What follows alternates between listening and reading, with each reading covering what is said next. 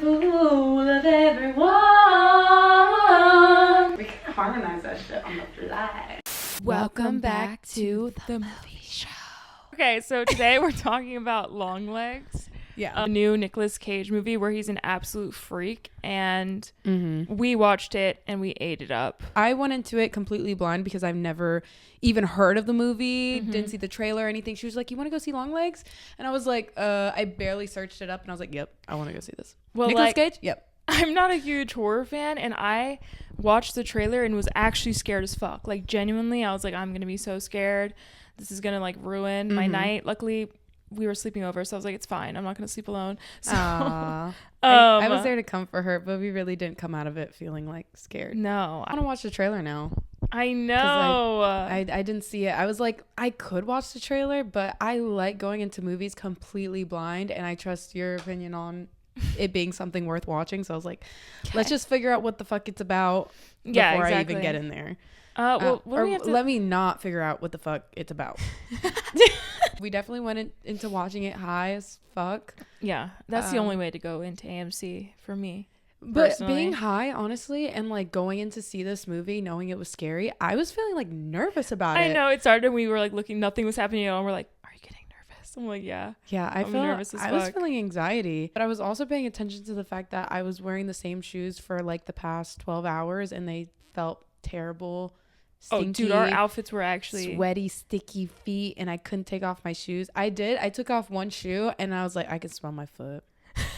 I was like, I can't do this. This is worse. I know. I'm like in a recliner. I wanted to take off my shoes, and I'm like, I'm just gonna have my bare toes on the AMC like recliner. That is like, that's trashy. Raunchy. That's stinky. I always, when I go into these theaters that have reclining seats, I always wear socks. That way I can like fully like I'm home, bitch. Yeah, this is I know. Movie theater, home theater. We didn't do it good, but we didn't do it good. But I don't even care. It was really good. It was really good, and the movie was, how long was it? Because it felt really long at times. Oh, it did. I think it's an hour and 45 or something. I didn't think it was that long. Okay. I don't know why I felt like this is probably like a 3-hour movie, but like what? I sat through it. You're high. I was high. I sat through the whole thing, and like throughout the movie, I was kind of on the edge of my seat like the whole time. I felt so like captivated by the cinematic framing, the environment of the film. I love that it was set in the early 2000s. I love movies that don't have cell phones. No, it was set in the 80s. When was Bill Clinton? Yeah, you're right. Because he was on the wall. It was either the late 80s or early 90s. Well, yeah, because George Bush ran 2 semesters, and Obama came in at 2008. So it was the 90s. Bill Clinton was like 1990. That doesn't make sense for me for the timeline. Because she was like, the first kills were like in the 70s. The next kills were like the first kills were in the 60s. The second ones were in the 70s. That girl that they go to see, she's not fucking 30 years old. She's like 23. I don't know. She could have been in her 30s. No way. I mean, she looked like a kid to me. At first, I thought she was supposed to be 15 years old, but there was moments where I kind of zoned out of the plot of the movie, to be honest. She looks like she could be like just like a 30-year-old with such a youthful face. Dude, I was obsessed with her though, like the way she spoke. Like, I want to learn how to talk like that so bad. I'd be happy as peaches if you just fell off this roof right now. If he'd have told me to kill with my bare hands right now, I'd do it if he wanted me to. Yeah, I loved how she wasn't speaking like right grammar. And it didn't match like the tone of her voice. Like, she wasn't like, if he wants me to. Like, she was like very monotone. I'd just be happy as peaches to watch all the blood drain from your body onto the floor. Yeah. And the girl's just watching her like, okay. That would be me, honestly. I think I'm gonna go now. I know. Lee, that is like the perfect name for a cop, a woman cop. No, just that character. Just like assaulting, non-binary name. Like, she was very awkward and like freakish. She was awkward, and I was thinking about this in like the very beginning scene. They're just like kind of talking about the criminal case, and as soon as they're done talking about it, they show her, and she's already like triggered as fuck. And I didn't realize, I didn't even later on. Yeah, I didn't realize that she was actually going to be connected to the case, but it makes so much sense now. Like, even if she didn't know what the case, like, if she didn't even know that she was connected to the case, subconsciously she did, and she was like, yeah, I know. At first, it's pissing you off because you're like, what the fuck's wrong with this bitch? She's also an weird FBI agent. Yeah, she should be able to handle this shit. Okay, but I love her bravery and like how. So there's a scene where she is basically at home and the guy is like outside and she's freaking the fuck out, and somebody bangs on the door and she just goes to check it out on her own. She goes outside, sees someone's in her fucking house, and then she immediately just goes back in her house, sees the note, and then her reaction to that is not to check the rest of her house. It's to just like get her gloves out and dissect the note and open it and do all that. I'm like, well, she did.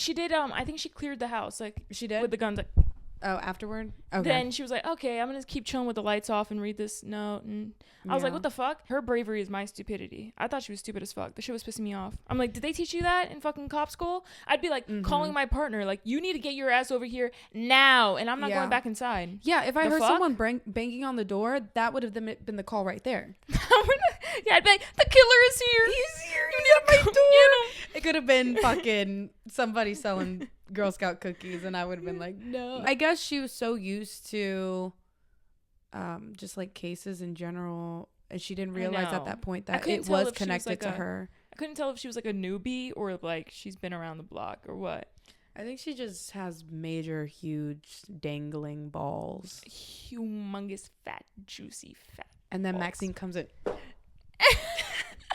That image from Maxine is ingrained in my brain like forever. In a good way. Yeah. I'm like, the patriarchy is destroyed. Nicolas Cage in that movie, though. Yeah. Like, first of all, I need to go to Turkey and I need to get his little cunty ski slope nose. And the cheeks. Like, that shit, I'm so glad they did that. They could have just put him in white face paint and like his natural face is freakish enough, but they just took it to the next step, then another level. Like, no, the that prosthetics was so look good. It reminded me of this one scene in Escape from LA when they kidnap Kurt Russell and this girl and they take him to like the surgery hospital, and these people are like taking the skin off of other people and like putting it on themselves, and they have extremely botched faces and it just looks so sick. The prosthetics look so amazing. I was like looking at it too, like, where are the seams? Like, wondering though, because his hand colors were like regular, like his skin tone, but then his face was all white. So it's like, is he doing the makeup every single day? No, I think he's a goth boy. This is what I was saying earlier. He, like, if you look at his room, he had like, I thought it was Robert Smith behind his bed and like Lou Reed in the background. Like, he's definitely like some kind of goth guy. Like, he's like, I'm gonna put some white makeup on. I'm just a goth guy. But like, he took it too far and like actually worship Satan. Like, I was telling her, because we were listening to the Beatles and I was thinking about how they like burned all the albums back in the day, that I was like, if this movie came out back in the day, they would burn every fucking rock and roll album that he had on his wall, like all that shit. Like, he was actually kind of fucking cool. I was like, why does he have my dream bedroom? He has like animal print pillows, like cool shit all over his walls. Now he had a bookshelf that looked fire, like mid-century modern bookshelf down there.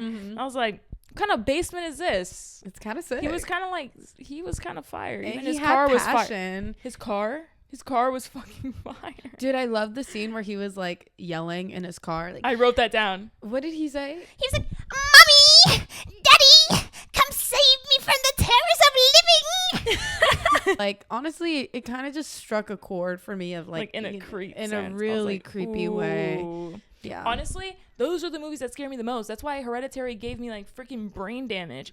It feels much more real. Yes, it was like hyper realistic. Like, I remember when I was watching Hereditary, it was freaking me out because it was like the first time I saw something like, it was kind of like how went back in the day, they would interview the people coming out of The Exorcist and they were like, it was so real, and they're like so scared because to them that seems so hyper realistic. Yeah, that's kind of this one kind of felt like. I'm like, yeah, I don't believe in Satan, but the way that they're doing it is making this feel like so real. Like, a lot of the shots, like when they went up to the door, first of all, they didn't really explain the psychic thing. Oh, I guess because like she's connected to one of his dolls or something. Wait, the psychic thing? What do you mean? Like, she was kind of psychic and she knew where he was. She was like, he's in that house. Yeah. And then her partner, when he opened the door, just shot him in the head, and they showed it straight up. That shit was crazy. That shit was crazy. It felt really real. Yeah, I was pleasantly surprised by that scene. Yeah. I was like, wait, shit's getting like intense like very quickly. That was 5 minutes the in. Yeah. I was like, and my And jaw then she actually just dropped. went inside of there. It's like, okay, so guy has a gun. No backup or anything. You don't know how many people are in that house either. Yeah, right. And then you go inside and it's all plastic. It's like Dexter. I actually just got chills again. That shit creeped me out so bad. And the fact that it was just like, it creeped me out to think like somebody really could like buy a house and just use it for some devious shit alone, and you would never know. They have. It's definitely happening. Yeah, You can think of it. It's happened. People could be kidnapped in your next door to you, like living in the basement next door to you. Dude, that happened. Remember those girls that were in the basement for like 10 years? And that guy found them, and then they made like the song remix. It's really not funny, but he would just be like, I knew something was wrong when a little pretty white girl ran into a black man's arm. Dead giveaway. You don't remember that? And then he was like, we seen this dude every day. I ate ribs with this dude, but I didn't have a clue that those girls were in that house. She said, please help me get out. Damn, you know the whole thing, girl. Wait, she was playing this shit on her car. That shit's actually kind of a banger, but when you think about it, it's like, dude, these girls were in the basement for 10 years. This dude would like be helpful to his neighbors. They would eat ribs together. They would hang out, and they were in the freaking basement. And he was like impregnating them and shit too. And the only way that they would go outside is like naked on a dog leash. What the fuck? To go pee and shit. Oh my god. See, yeah, That's happening right next door. That's one thing that I think. Yeah, these movies that are based on like criminal cases, they scare me the most too because they feel too real. Even like Texas Chainsaw Massacre, like that movie scares me way more than fucking Halloween or the Nightmare on Elm Street or any of those, because they're unrealistic. Fake, but it's like it could happen. I feel like I'm a little extra triggered about that because like I've had the experience of like an older white male like asking me questions and then following me and my family in my car because they want to know where I lived, and it was like a whole thing. It was, oh hell no. So like stuff like that I don't really fuck with because I feel like I don't know if I'll ever too close to home. Yeah. But yeah, I mean even after, without that experience, I'm still afraid of that. Like, just like thinking of women. Yeah. So there's always that danger. Mm-hmm. I mean, did you like this movie, or was that triggering you throughout the whole movie? No, it wasn't triggering me throughout the whole movie. There were a few scenes that made me like, have that kind of similar feeling that it was, but which kind of adds to horror though too. It does. I feel like they try to. That is kind of what makes it good too. Is that those realistic moments or things that might catch and someone might relate to is going to make them like more freaked out by the movie or like exactly. Well, dude, exactly that. We were watching it and it was like, oh, your birthday's tomorrow. Yes. We're watching it the night before my birthday. Thank God your birthday's not on the 14th though, because I missed it by 2 days. Yeah, her birthday's is 12, so we're in the clear. But imagine we were watching it on the 13th and your birthday was the 14th. Freaking out. I would have been freaking out too. Hold up, I gotta change this. I think the scariest part for me though throughout the movie was the guy sitting next to me, because there was a scene where the cop lady was like, yeah, this is America, like you can hail Satan, you can wait, what is it, this is America, you can praise Satan if you want to, it's the land of the free. And the guy next to me was like, hell yeah. Well, she was like, it was like already when they knew he was the killer, they brought him in, they have him there, and she's like, yeah, we can't arrest him for that, we don't have solid proof of him doing the killings. Unfortunately you can praise Satan in America, you can't do anything about that. Guy next to her silent as can be the whole time. Hell yeah. He was silent the whole movie, but then she says that line and that's when he finally speaks, and I was like, Gabriella. She told me after, she was like, I was envisioning a protection shield, like just white all around me. I was, after he said that, because I'm like, I don't know if you're talking about like hell yeah America or hell yeah Satan. And so the option was there, so I was like, you know what, I just don't want to be close to you. So I was envisioning like God protecting and a light emitting from my body so that I could protect myself from his potentially satanic Virgin Mary. But I was already freaked out by the movie itself. One thing that I was thinking though, like in the movie, I thought it might be like a little more sci-fi than it actually was. Yeah. Because it was called Longlegs. I thought that especially the scene where he's like talking to the girl in the beginning, I thought it was gonna pan down and he was gonna have like spider legs.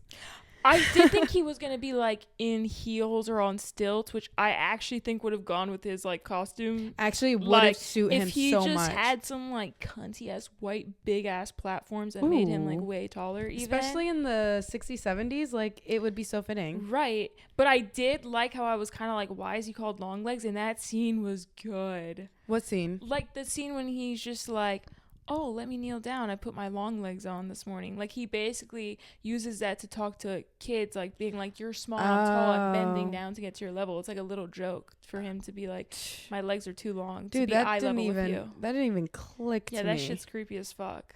My biggest issue with the movie though is that for the whole time there was so much buildup, so much tension. I was on the edge of my seat the whole time, but the ending just felt like there wasn't enough conflict that felt satisfying. I didn't get much closure. You know, I still had a bunch of questions, and I feel like for how long we were going through the mystery of the story, I wanted a little more fulfillment there at the end. Yeah, honestly, I just had a problem with the last 5 minutes. Like, I really liked that they showed like the mom. Like, I didn't expect that. I think I'm kind of like gullible. I just follow the story a lot of times. I'm not trying to predict things, so sometimes I'm watching shit and people are like, this is predictable. I'm like, I wasn't fucking thinking about that. I was like immersed in the story like along the way.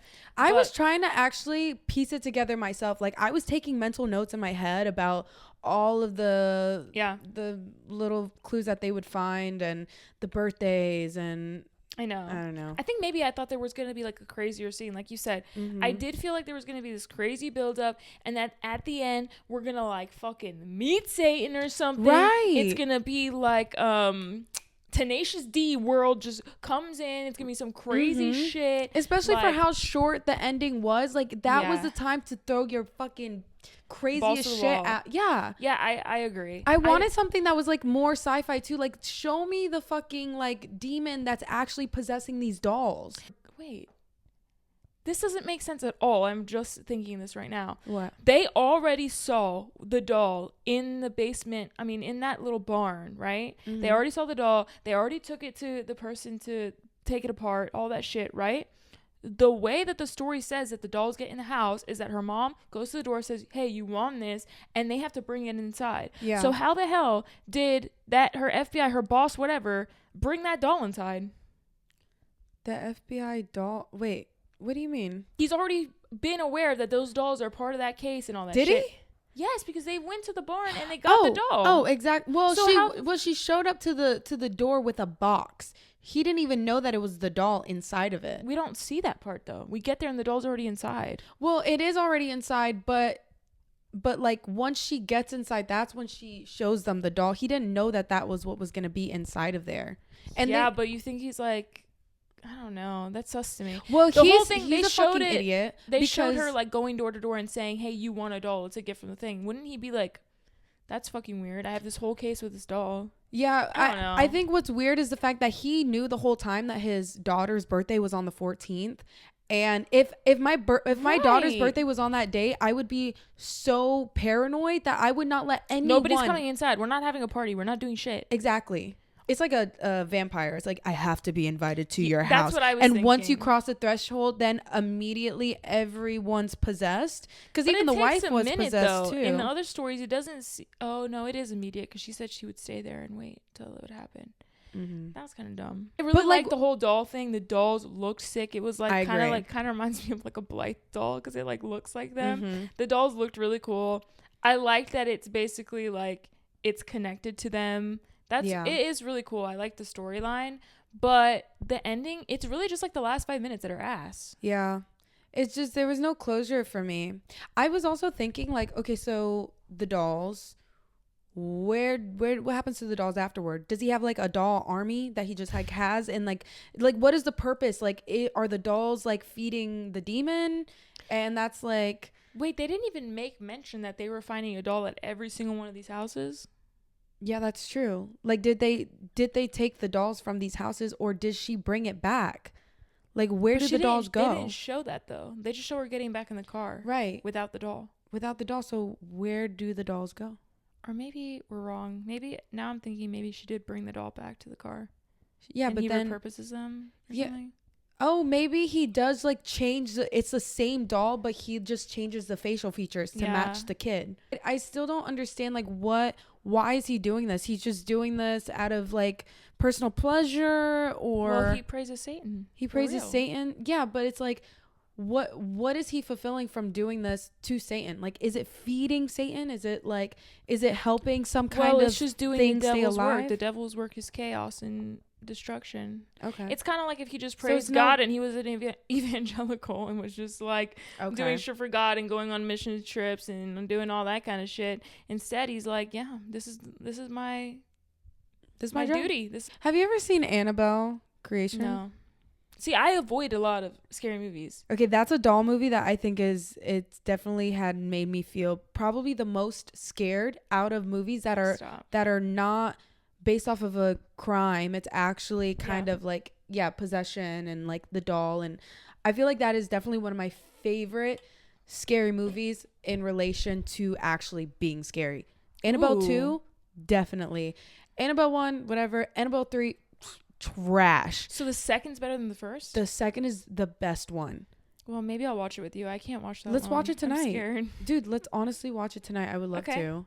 So I honestly could have gotten along with everything except for the ending. Like the last 20 fucking seconds. No, seriously, I think this movie, the last 20 seconds. Exactly. If they would have made a more grandiose exit to the movie, I would give it like a 5 out of 5. I enjoyed myself the whole time. I was like I was like there, dude. It was and good. It was everything. It was the plot and the clues coming in like over time.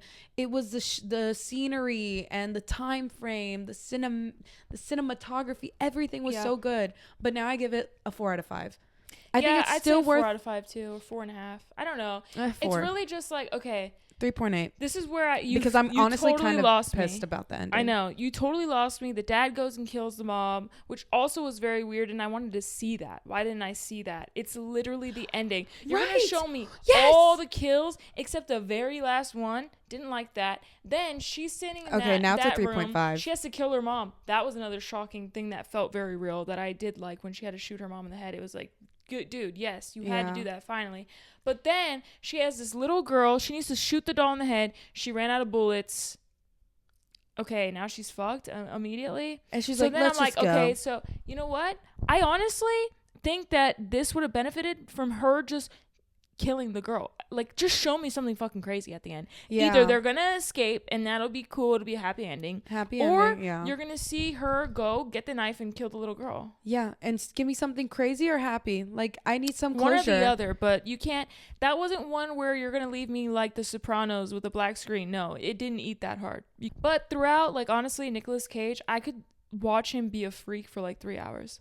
Like, he's way too good at it. He fulfilled that role really good. Have you seen his house? Like, the videos of his house? No. He's actually a freak in real life. First of all, he spent like millions of dollars on like a real T-Rex head. His whole house wait, looks wait, what do you mean? Like, made out of bones? Yeah, like out of bones. Yes, the real bones. His whole house looks like a freaking vampire's house. It's like gothic as shit. He has cages built into walls with like weird animals in his house. He is a total actual freak in real life. Damn, they always said that he was a vampire, and now that his like aesthetic is also gothic, like maybe he really is. Yeah, I think because have you seen like the picture of like it's a super old picture from like the early 1900s that look exactly like him, and it's been a thing for years and years that they think that he's a fucking vampire because he's so we'll put that picture up here just so you can see it. Is it real? I think so. Isn't it crazy that his cousin is he's a Coppola and his cousin is Jason Schwartzman. Oh, I love him. Wait, you're talking about from Scott Pilgrim. Yes. Okay, the bad guy at the end. Yeah. I love him. I know. What? That's so cool. I think they're like so opposite because he just seems so like he's like literally in Wes Anderson films. Have they done any movies together though? Ooh, I don't they really think should have. They should.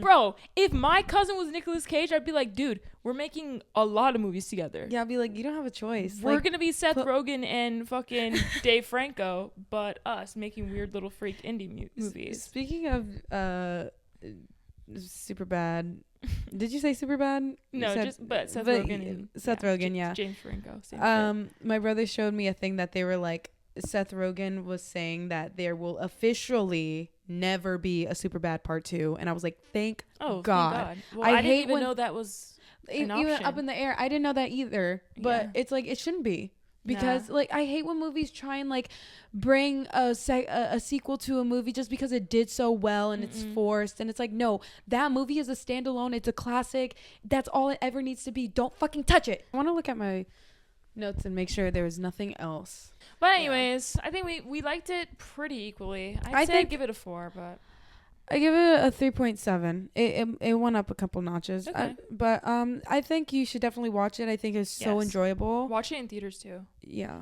It looks good. I think watch every movie you can in theaters. All right. Okay. This is she's going back home tomorrow, so this is the last episode that we're filming. I think this is the second one that's coming out, but subscribe, share this shit.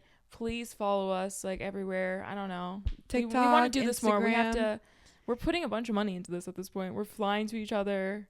Yeah. Like, but it's a passion project at the end of the really day. Is. We love this. It's really nice having someone to talk about movies with, and also like motivates me to watch the movies too, because I don't know, it's just not as motivating when it's like by myself, or like I don't get to talk about it with someone afterward. 100%. If it's just for me, then it's like I could do so many other things. I know. I've lost a lot of my movie buddies. Like, I just watch movies, and sometimes I drag my friends that don't like movies that much, and like they're not trying to scream and debate in the car after. Yeah. I need that.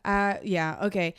I do that with my brothers, but it's only for certain movies. They don't want to watch everything with me. Right, so it's like, now. Yeah.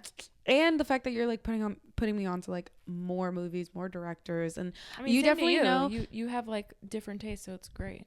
I do love that. I feel like we're very like we have a contrasting like interest in movies, but we like a lot of the same stuff in general, and like the same aesthetic, so it really works. Yeah. So we get to put each other on to shit. Yeah. We should watch Annabelle.